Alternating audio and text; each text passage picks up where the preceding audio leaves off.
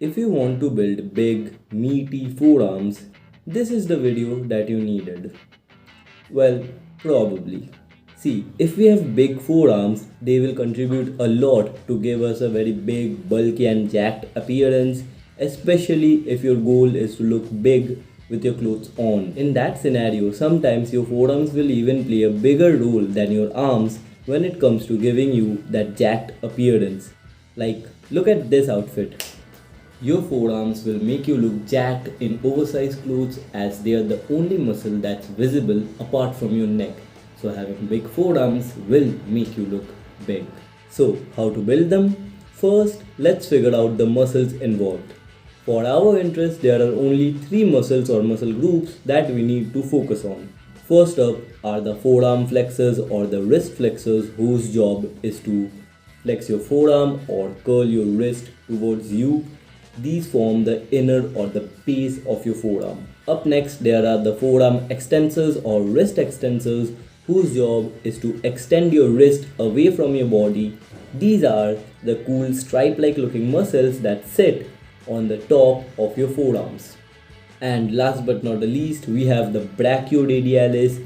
It's the big, meaty muscle that sits on the top of your forearms, and its main job is to curl your wrist like your biceps do, but it's mainly active when your wrists are in a pronated position or in a palms down position like this. Now that we know their appearance and functions, it will be easier to pick movements or exercises for those muscles. For the flexors, you need to pick exercises which involve the curling of your wrist.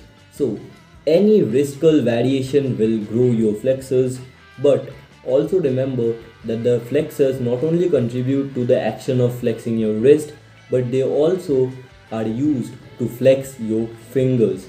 So, any dynamic grip work, especially with those hand clenchers or hand gripper things, will grow your flexors. To build your wrist extensors, just do the opposite of everything you did for your wrist flexors. So, you just need to use or incorporate exercises which involve the extension of your wrist and your fingers.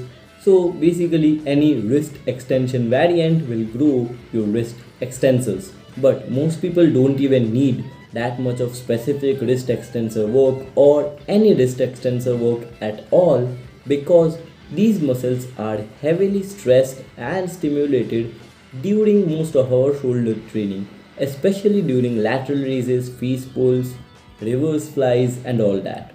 Now, for your brachioradialis, you will be best off with movements which involve the curling of your arm while your wrists are in a neutral or in a pronated position. The most popular exercise where the brachioradialis is one of the major movers is the dumbbell hammer curl.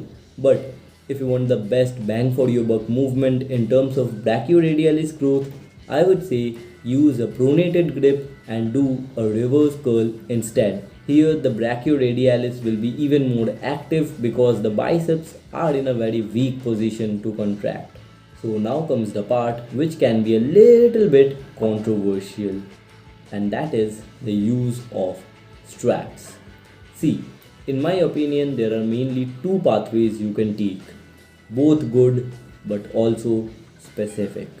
Path number 1 is to not use straps at all and increase your grip strength over time. Like this, you will have a crazy strong grip in the long run along with big forearms if you train them properly. But the drawback here is your forearms won't be the freshest when it's time to train them, as they will be fatigued due to your back training. And the concept of pre-fatigue doesn't work here properly because the muscle that should go near failure, let's say during a lat pull down, should be your lats or your other back muscles and not your forearms.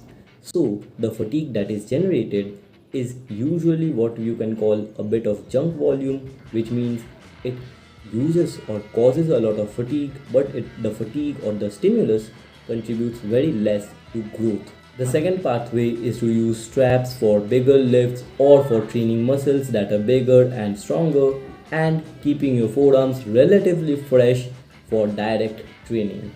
This way you get the most stimulus out of your forearm training, but the only downside here is that your forearm strength or grip strength might not grow as much as it could have if you choose the pathway number 1. But that probably won't be much of a problem unless your goal is to compete in powerlifting or weightlifting endeavors where straps are not allowed. For volume and frequency, there is really not much to talk about, as most of us know or most of us will notice that our forearms recover very quickly. So, we can go a little bit higher on frequency and volume for them. So that was all for this video. Check out this video if you want to grow your back along with your forearms, and I will see you in the next one.